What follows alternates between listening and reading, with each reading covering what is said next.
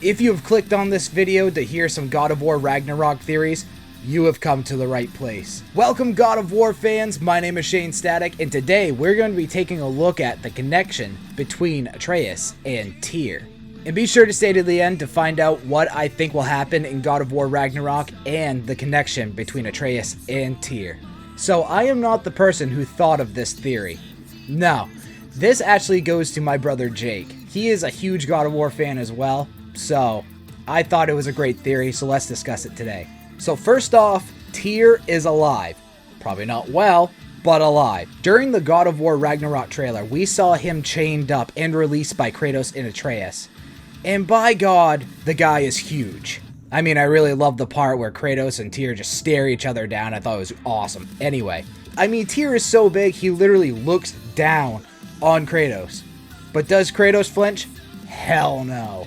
Kind of reminds me of the height difference between Kratos and Hercules during God of War 3, and I love it. So to start this video and this theory, let's take a look at the character art of Tyr. So, first things first, okay, his height. Yeah, the dude is big, we've already discussed that. But what really threw me off, he has both of his hands. In Norse mythology, Tyr does lose his hand to the wolf Fenrir. So what happens is Fenrir is running around the realms and causing hell, and the gods wanted to tie him down, and out comes this magical rope. I am paraphrasing. Out comes this magical rope that'll tie him down, made from the dwarves. And Fenrir's like, whoa, something's up. And Fenrir says, the only way I will let you chain me down if someone puts their hand in my mouth. And Tyr was the only god that had the balls to do it. So what does this mean? So this means that Fenrir and Tyr possibly haven't met yet. So this might play into the theory later on, but give it a minute. Okay, the next thing that I actually noticed about Tyr is his eyes. So has anyone else noticed that each one of the gods in Norse mythology, well, that we've seen so far, has really vivid eyes? Like Baldur is like bright blue and Tyr's is like golden. So this might come into play a little later on, but we just have to hope and see. So the next thing I noticed about Tyr, look at his wrists.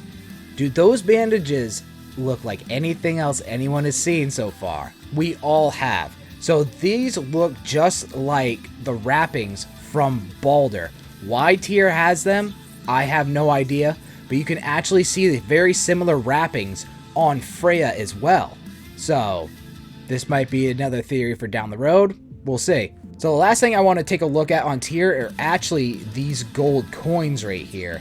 So each one of these coins have some type of marking on it. I can't really make out the middle one, but the one all the way on the left, doesn't that look like the bird that we see in Helheim? So maybe Tyr has something to do with the bird in Helheim. Maybe we'll take out the boss battle together. I don't know. But this is very, very cool, and this might come into play a little later on. So we see him. We know a little bit from Mimir about Tyr and a little bit from Atreus as well. But who really is Tyr? So the parents of Tyr is obviously Odin. In myth, there's another person somewhere in there. I forget what's it. I'll leave it right there. But no one knows who his mother is. But his grandmother is actually very notable. She is a Jotun, or a giant, that has about, I think it was like 900 heads or something like that. It was something crazy. So this tells us that Tyr is part Jotun. I mean, Odin is like all Jotun or half Jotun, or I don't know how exactly that works. His parents are both Jotun. So he's like 100% Jotun, but he's also God. So anyway, there is no concrete evidence on who Tyr's mother is. So this might come into play in a little bit. Hold on. So Tyr was the god of war before Odin had him locked away, and Odin took the throne of the god of war from Tyr. But Tyr always wanted peace over everything. So he wanted peace with the Jotuns as well. There's a big story where Tyr and Odin went into Jotunheim to make peace. At least Tyr tried to. Odin had other plans. Odin went into their mythical like prophecy room and stole a prophecy or two.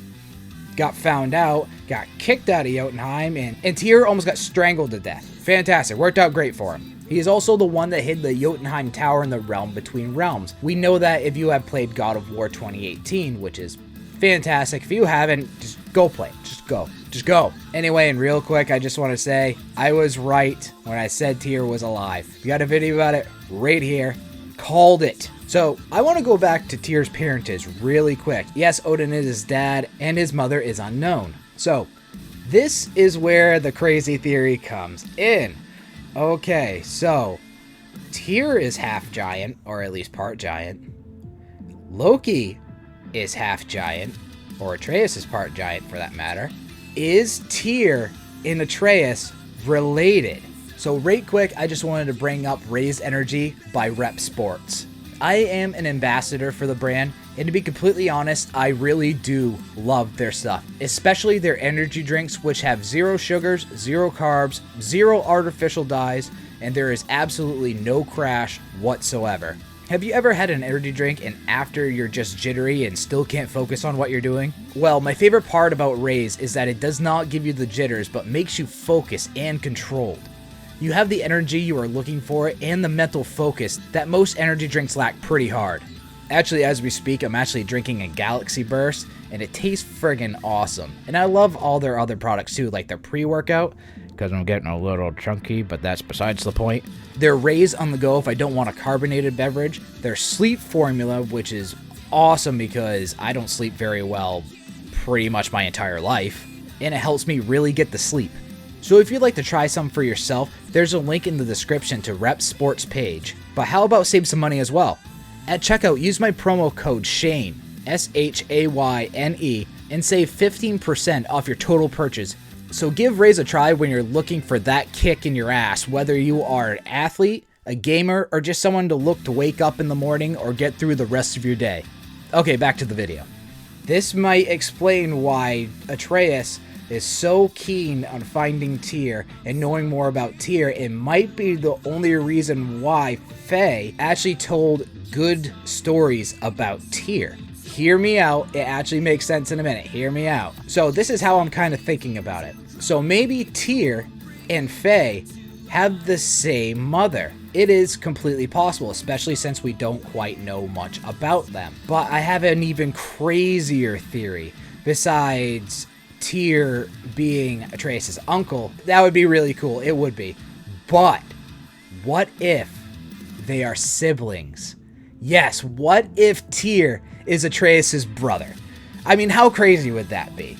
So let me explain this really quick.